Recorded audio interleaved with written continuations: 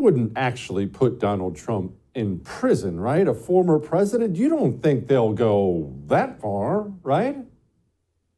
I absolutely do. Man, that was the shot heard round the world back in 2023 when Julie Kelly said that, and daggone. She's looking like an oracle now. Joining me now, my friend Julie Kelly. Go subscribe to her Substack, Declassified, if you want to be on top of all the legal insanity in this country. Okay, Julie. Well, you were probably the first, but now we've got even guys like Andy McCarthy writing op-eds saying September 18th, Donald Trump's going to the clink in New York. What say you? Well, of course, when we were discussing this, I was not referring to the Alvin Bragg prosecution in New York. And what we were talking about was Jack Smith's 2 criminal indictments against the former president for January 6th and then classified documents. Well, the classified documents case has been dropped by the judge and the J6 case is now delayed. So their only hope of trying to get Donald Trump in prison or at least sentenced to prison time is now Judge Juan Merchan. But I will say, I think that it's a little bit more complicated than some people are suggesting. And that is because Juan Merchan still has to deal with the Supreme Court's immunity ruling. And he said that he will hand down his opinion about whether presidential immunity applied in this case on September 16th. And then we'll keep the sentencing for September 18th in place. So none of this really makes sense. I would be surprised if the sentencing date even stays in place.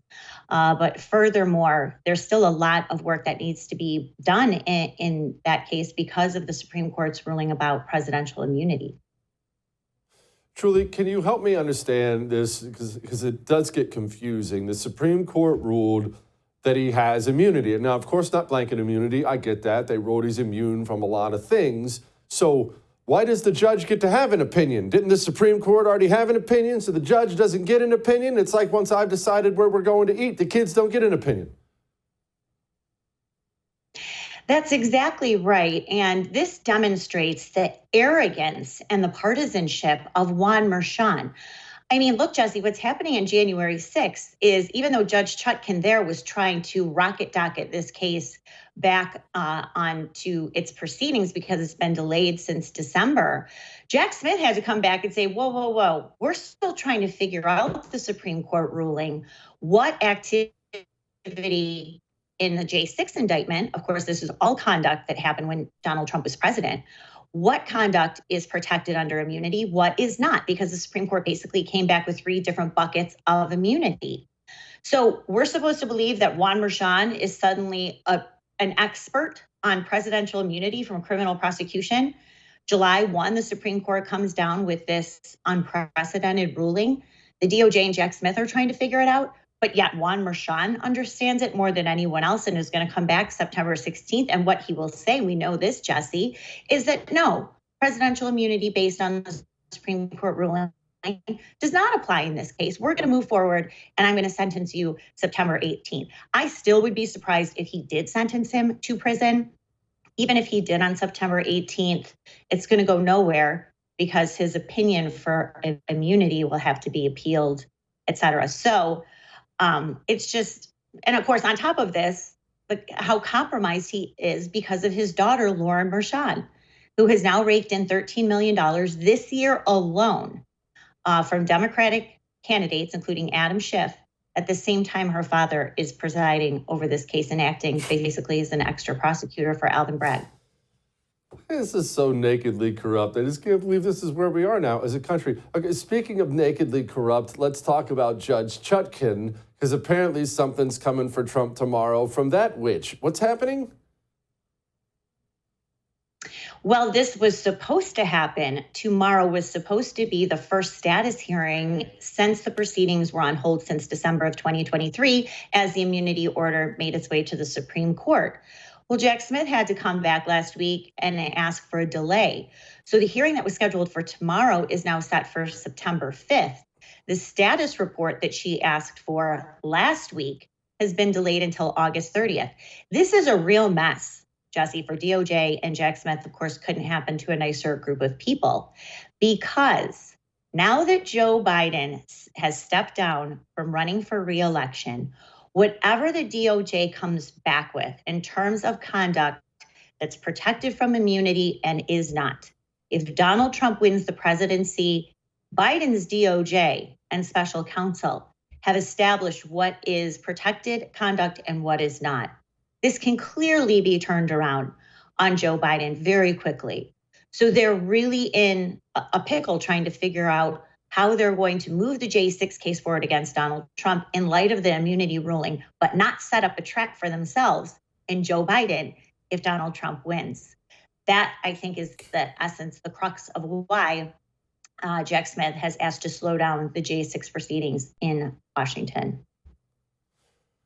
All right, let's switch gears a little bit, Julie. Speaking of taking out Donald Trump, it seems like it was only yesterday. We were right before the convention. There would have been no official nominee yet, and a sniper came within 2 inches of blowing Trump's head off on live television. Could you please explain what the motive is of the shooter? Surely we know by now. No one will know, Jesse. We may never know. He was a lone wolf, we're told, right? He acted on his own, even though so much of this has the hallmarks of everything we've seen in these FBI entrapment schemes, explosive devices, his use of encrypted chats, which the FBI said they can't get into those chats, the use of a drone. He was practicing at a shooting range apparently used by Department of Homeland Security employees. Of course, that is under the purview of the Secret Service as well.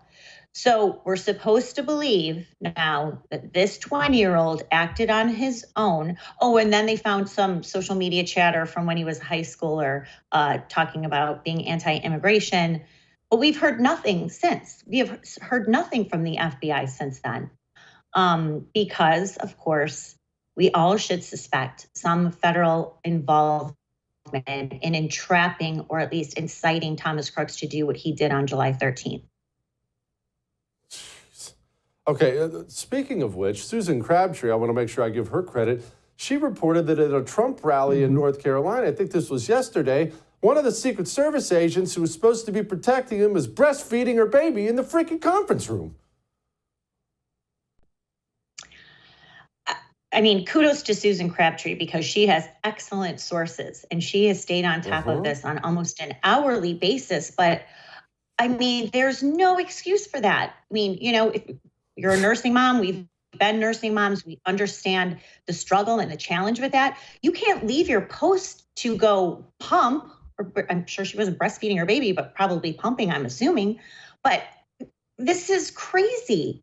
And more proof that this agency, just like the FBI, just like DHS, just like DOJ, needs a full overhaul because they are choosing, DEI hiring practices instead of the best way to secure their protectees.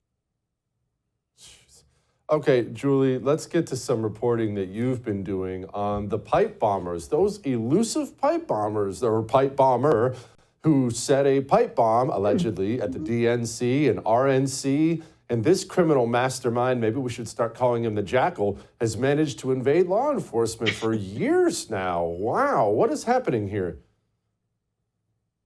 Not only, Jesse, has this perpetrator, the MAGA bomber, we were told, who now came within 20 feet of perhaps killing Kamala Harris, who inexplicably, we still don't know why, left the Capitol at 11:15 that morning and went to the DNC for the day. We still don't have any information. No suspect has been arrested or identified.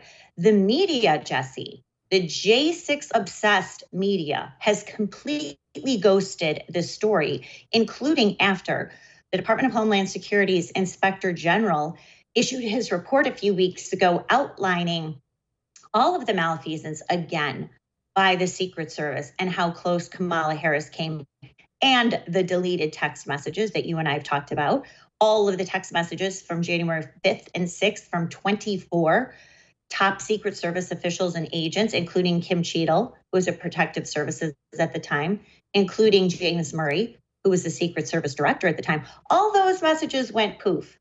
Then so did the MAGA bomber. He went poof in the night. Nobody can find him. We're still rounding people up, Jesse, by the way.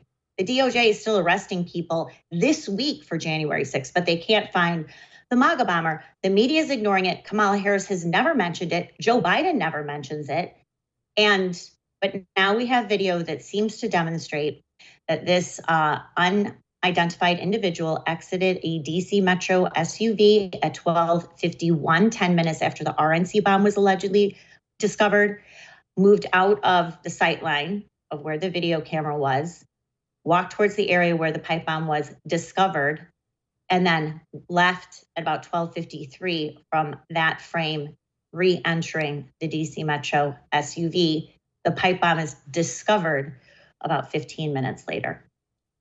Yeah, just a random pipe bomber who knows the field of view of the cameras in DC. Do I have that right? Well, not only that, Jesse, remember, we were told that by the FBI that the MAGA bomber planted those devices the night before. So we are expected to believe that bomb-sniffing dogs, numerous agents and officials, including Secret Service agents, DC Metro, Capitol Police officers, pedestrian, passersby, security guards at DNC, they all missed this device sitting under a bush between two benches outside. But then somehow the genius plainclothes Capitol Police officer found it 15 minutes after this unnamed, unidentified individual walked towards that area carrying a bag, by the way. Clearly, it seems to suggest very strongly that he planted that stunt device to initiate the panic that day, which is exactly what the pipe bombs did. Julie Kelly, thank you. Her Substack is declassified. Go subscribe to it. Golly, all right.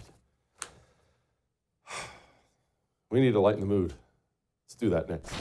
I would thank you for coming to my YouTube channel, but I know how brilliant it is, and I know you love it here. So subscribe and watch. We're going to start really ramping things up and putting some funny stuff, some interesting stuff out there, some collaborations. Either way, my YouTube channel is officially the place to be. So stick around.